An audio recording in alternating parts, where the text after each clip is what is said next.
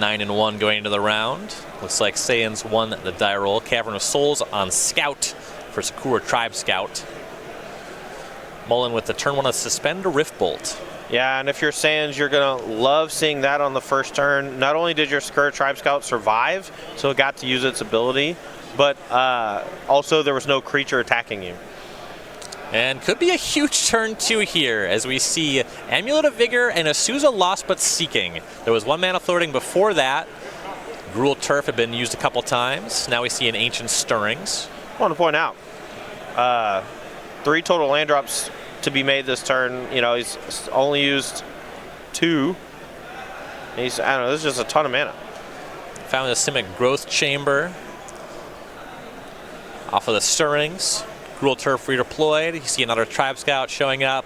There's going to be no shortage of mana next turn. Mullen's going to try to stem the bleeding a little bit. Uses Rift Bolt on Asuza Lost But Seeking, but that's not really a winning line.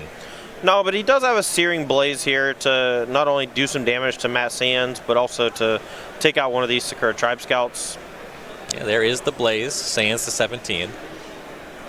Go to his next turn. We know that there's that Growth Chamber in hand, so could have 6 mana here.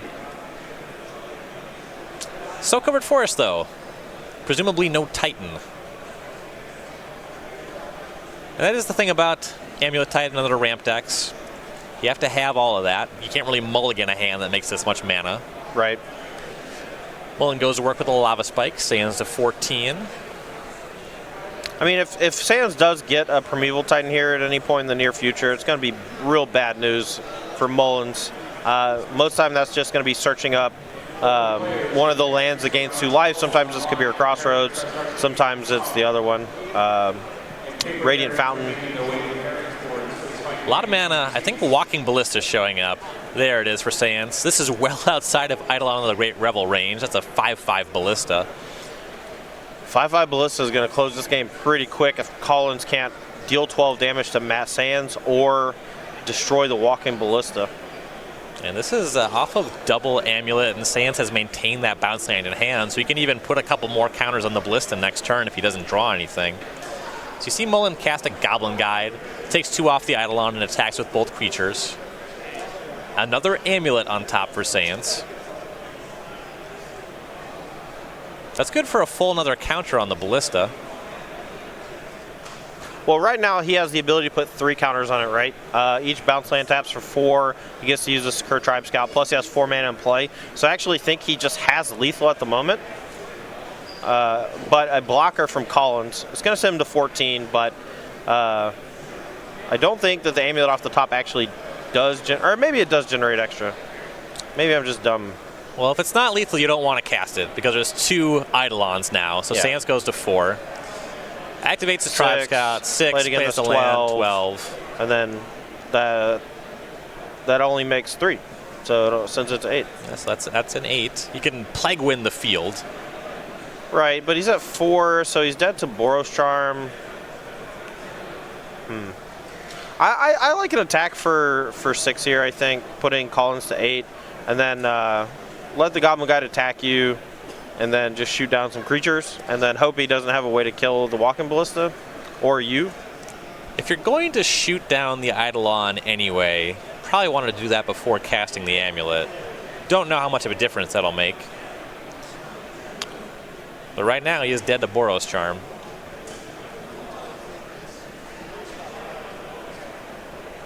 Life totals Saenz 4, Mullen 8 after that attack.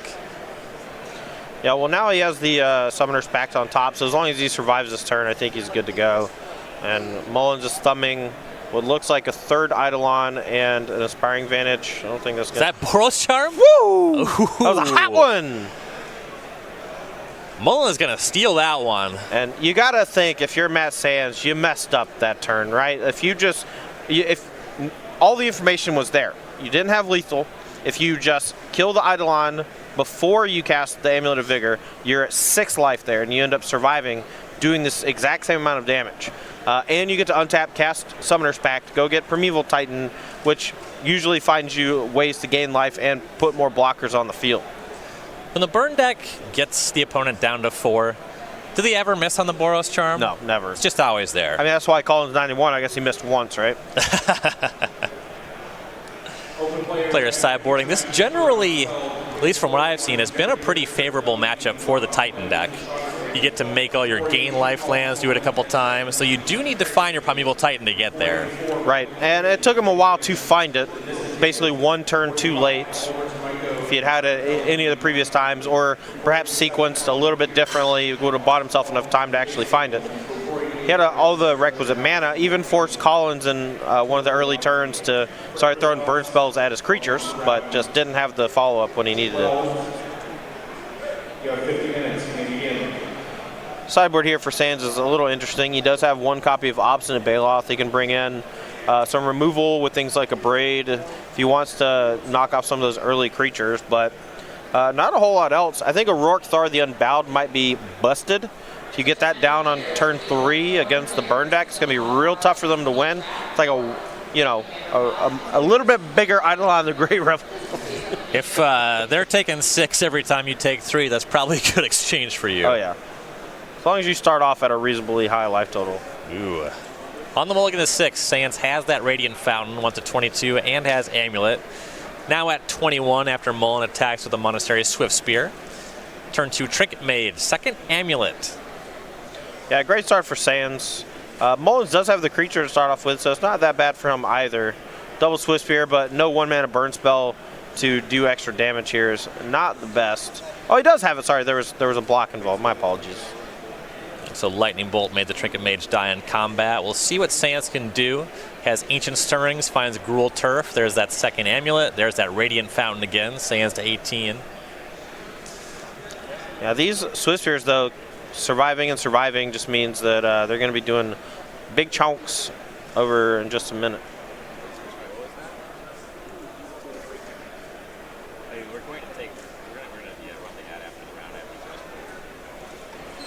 Collins here figuring out the best sequence.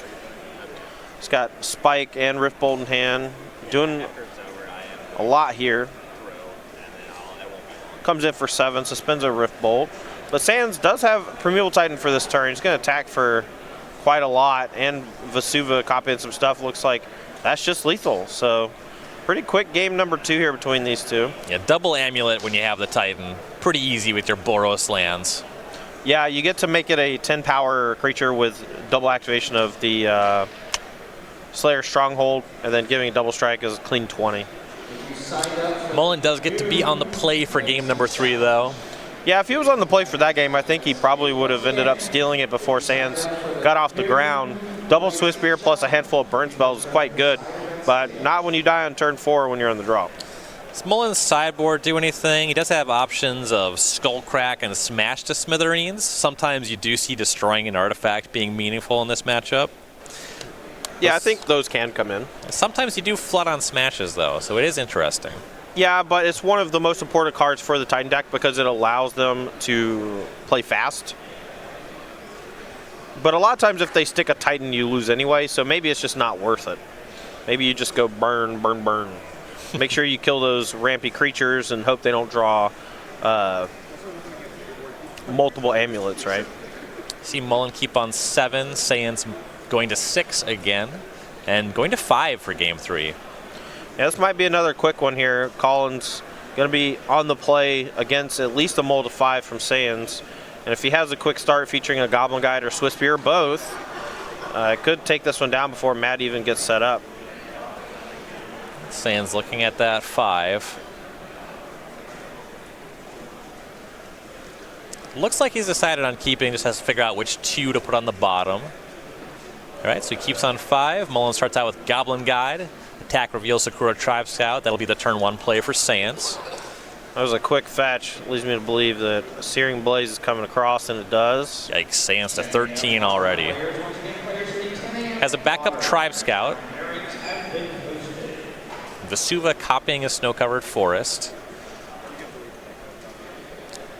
See Swift Spear, the attack from the Goblin Guide, puts a Tlaria West in Saenz's hand, but no follow-up from there, no answer for the Tribe Scout from Mullen. Yeah, and no burn spell to go with the attack. So Swift Spear only coming in for 1. Simic Growth Chambers, land number 3 for Saenz, picks up that Vesuva. Mullen's going to attack, and their land pick up by Saenz. This is actually getting kind of scary for Collins. He might be holding up Skullcrack or something, but it looks like he is stuck with a Smash to Smithereens in hand since Matt has not drawn an artifact. Yeah, some 2-mana spells. See a Lightning Helix in hand. That Smash you mentioned. And it looks like there's a Lava Spike that might be stranded because no other 1-mana spell in hand. So the Helix is going to be aimed at the Tribe Scout before damage. Yeah, that's going to cut Matt off of being able to get to 6 mana on the following turn. Pretty heads-up play by Collins. And Saenz now down to 6 from that combat damage. Yeah, 6 is the magic number, but it looks like Obstinate Bailout here are going to be the find and the cast for Matt Saenz, but that's going to eat up his whole next turn too. In situations like this, I always just wish the Burn player was playing Molten Rain. Ooh, and Saenz is actually going to Ghost Quarter Mullen off of white mana. I do like that. It does set him back 1 mana, but his entire next turn is going to be paying for the Summoner's Pact anyway. Lava Spike and an attack by Mullen. He knows these creatures aren't getting better, so he comes across for 5 total damage on the turn. Saenz to 5, has to pay for that pact. Yeah, but this looks like it's going to be prime territory for Collins to go EOT, fetch, burn, untap, burn. So Collins had the Scalding Tarn to fix the white mana, but his burn spells are just not good in this spot. He has Deflecting Palm and Smash the Smithereens in hand. So maybe he can use the Palm later. Here's a Primeval Titan. Radiant Fountain and Forest found. Saenz to 7. Deflecting Palm can be a little bit tricky. See Mullen finding that Sacred Foundry on end step off that Scalding Tarn. And a Searing Blaze just for 3 damage. Saenz to 4. Goblin Guide cast, leaving up that Deflecting Palm mana. You do want to make it so that the Palm on the Titan is lethal without any modifications. It's also true even with this Vesuva and Radiant Fountain. Saenz on 6 now. Here's an attack with a Titan. All right, well, unless something changes here, it looks like Collins is going to be able to use the Deflecting Palm to do 6 to Matt Saenz, and that's it. There's the Palm, he takes it down. There's no instant speed way to gain life there once you already have the Vesuva and the Fountain on the table and no Tribe Scout to put a land into play. Yeah, and there's probably no Pact of Negation or something in Saenz's deck after sideboard. It's not really a card you want in that particular matchup. All right, but the next round has turned over, so we're going to take a really quick break here. We'll be back before you know it for round number 12. Or not.